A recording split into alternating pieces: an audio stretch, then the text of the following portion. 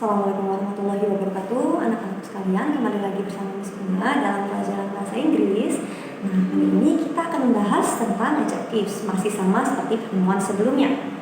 Apa sih yang diharapkan setelah kalian selesai nonton video kali ini? Nah, yang pertama, kalian akan mampu untuk menjelaskan apa sih yang dimaksud dengan adjectives.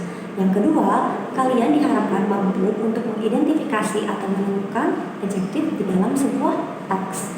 Nah, yang terakhir, kalian diharapkan mampu untuk menyusun sebuah kalimat di mana ada adjektif di dalamnya. Oke, kita mulai dari yang pertama, yaitu pengertiannya. Sebenarnya apa sih yang dimaksud adjektif? Jadi, adjektif itu sendiri adalah kata sifat. Nah, kata sifat adalah kata yang fungsinya menggambarkan benda ataupun orang. Nah, bisa tentang bagaimana penampilannya, bisa juga bagaimana sifatnya. Contohnya, ketika Miss Bunga bertanya, how will you describe cats? Bagaimana sih kalian menggambarkan kucing? Misalnya, kalian mau menggambarkan tentang bagaimana kucing itu terlihat. Mungkin kata yang terlintas di dalam benak kalian adalah lucu, kecil, dan berbulu. Nah, dalam bahasa Inggris kita bisa bilang they are cute, they are small, and they are furry. Nah, kata-kata seperti cute, small, and furry inilah yang kita sebut sebagai kata sifat. Kata ini menggambarkan kata benda yang adalah kucing. Kucing yang bagaimana? Kucing yang lucu. How is the cat looks like? It's cute, it's small, it's furry, berbulu, lucu, kemudian kecil. Nah, dengan begitu kalian menjadi punya gambaran tentang kucing yang dimaksud. Sudah jelas ya pengertiannya? Kata sifat, yaitu kata yang menggambarkan benda ataupun orang. Berikutnya, dalam bahasa Inggris, kata sifat atau adjectives dibagi menjadi beberapa tipe. Yang pertama dari size, yaitu bentuk. Kata sifat yang menyatakan bentuk. Di sini contohnya ada big, long, tiny, dan thin. Nah, jangan lupa untuk meletakkan kata sifat, kita taruhnya di depan atau sebelum bendanya. Berbeda dengan bahasa Indonesia, di mana kalau kalian mau bilang rumah yang besar, sebut rumahnya dulu, bendanya dulu, rumah besar. Nah, kalau dalam bahasa Inggris dibalik, besarnya duluan. Contohnya a big house. Kemudian a long bridge, a tiny feet, and then a thin body. I mean a thin boy. Nah, di sini kalian bisa lihat yang diberi cetak miring itu adalah kata sifatnya. Diletakkan di depan kata bendanya. Berarti kata bendanya adalah rumah, atau house, kemudian ada bridge, jembatan, ada feet, kaki, dan boy, anak laki-laki. Berikutnya jenis kedua ada quality. Boleh juga kalian samakan dengan pendapat. Jadi kata sifat yang menyatakan quality atau kualitas biasanya berupa pendapat. Kalau pendapat berarti bisa beda kualitasnya menurut pandangan satu orang dengan orang yang lainnya. Contohnya di sini beautiful, a beautiful painting. Lukisan yang cantik, bagi saya cantik, belum tentu bagi yang lain. Dan ada yang soldier, a clean classroom, a hot drink. Itu yang menyatakan quality, kualitas. Yang berikutnya ada material. Material ini artinya bahan. Jadi kalau kita bilang materials artinya adalah kata sifat yang menunjukkan terbuat dari apakah, dari bahan apakah sesuatu itu. Misalnya a plastic glass, gelas plastik.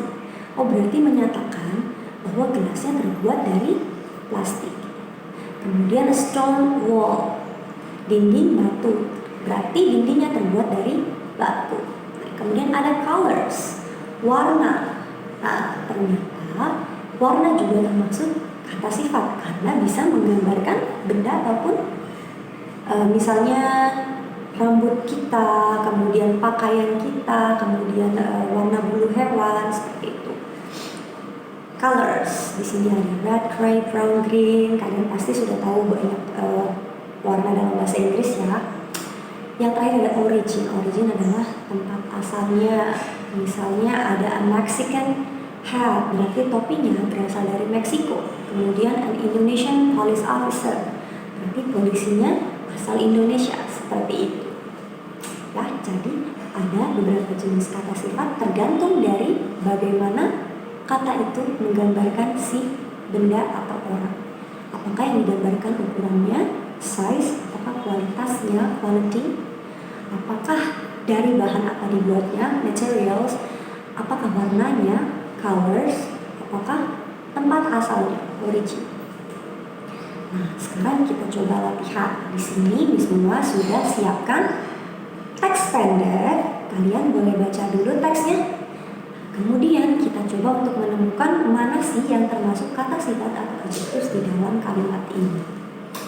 Jadi ada teksnya dimulai seperti ini. Jakarta is a big city in Indonesia with busy streets and luxurious shops. Also, there are interesting museums and theme parks for tourists to visit.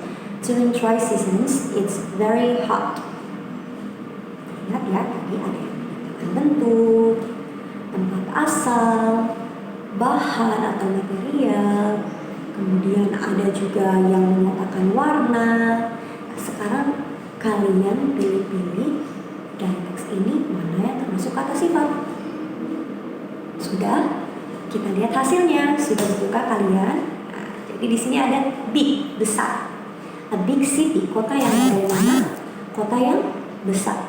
Kemudian busy streets, jalan yang bagaimana? Jalan yang sibuk, busy.